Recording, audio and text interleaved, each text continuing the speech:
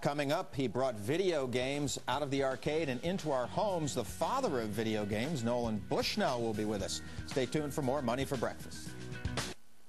Welcome back. I'm Alexis Glick. In 1972, Nolan Bushnell founded Atari with a friend and $500.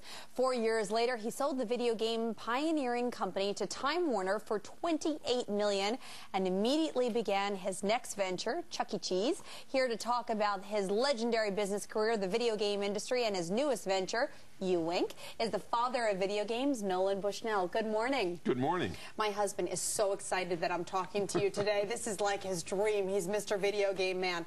How does it feel to be called the godfather of the video game industry? Well, you know, people always ask me that, and I really focus on what I'm working on now. You know, my past laurels, it's kind of fun, but uWink has everything right now. Tell us a little bit about uWink. What's the concept behind this? A lot of people have said it's Chuck E. Cheese for adults. It's really about touchscreens at every table. You can order your food and your drink, you know, touch the screen, don't worry about a waiter, and the food and drink comes almost immediately, and then you can play games, and it's just great fun. And part of the reason or the thought process behind uWink is to target adults. Why is it that you think more and more adults are choosing to participate in the video game world? I think games are fun. If you really look at the casual game market, that is 60% women right now, and growing actually much faster than the console game market, which is the Xbox and the Wii and that sort of thing. So it's just fun. They're simple games, they're fun, and now there's going to be a bunch of advertiser-supported stuff, so that it really starts to mirror the regular media. I read a lot of your history, and you talk about the casual game market versus the console market, and the decline of women for a period of time when games just got too rough, too, you know, I don't know, too violent. Violent lost the women, complexity lost the casual gamer, and that was sort of unknown. But you know, you look at the Wii, and all of a sudden that really brought it back. What we're doing in a uWink is to bring in social nature, so that we believe that social isn't a million people playing online. It's elbowing somebody here. And so our games are all about how do you have fun with a group of people. And is that in essence going back to the arcade days where you have somebody standing next to you, they're playing a game, and then you each get involved? Is that the idea here behind uWink? One of the things that made Pong kind of the perfect storm of games was the fact that it was two-player. Women could play it better than most men, and it was okay to ask a guy off the bar stool to come and play Pong with you. And so over the years, literally hundreds of thousands of people, I think, because based on the number that have talked to me, met their husband or wife playing Pong. I should say that our own Peter Barnes right now is playing Pong right now, and you're doing a decent job. I stink.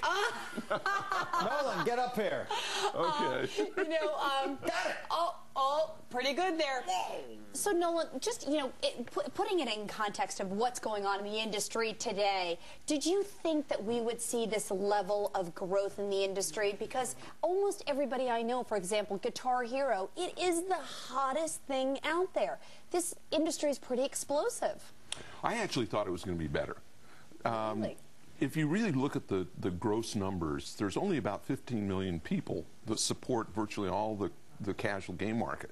And during the height of Pong and Pac-Man and Space Invaders, you got up to about 80 to 100 million players. And so I believe we're just getting back to some of the height that we received before. And do you think the Nintendo Wii is that revolution that may get more women and more kids involved?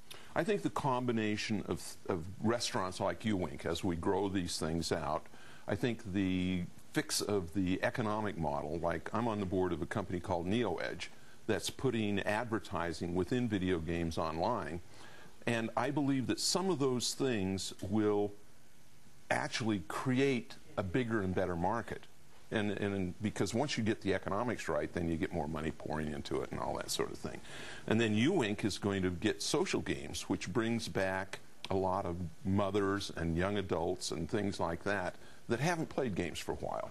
And so all those things conspire to make it actually bigger. Where are the uWinks? Where can we find them and get more information about them? The first one is in Woodland Hills, California. We're going to be building several more next year as we fine-tune the project. One in Mountain View, California, another one in the Hollywood and Highland Center in Los Angeles, and then all over the world. Then you got to come to New York City so Absolutely. we can go visit and enjoy. All right, Nolan Bushnell, thanks so much for joining us this morning. And I don't think Peter's going to leave the game console over there. He's having a good time.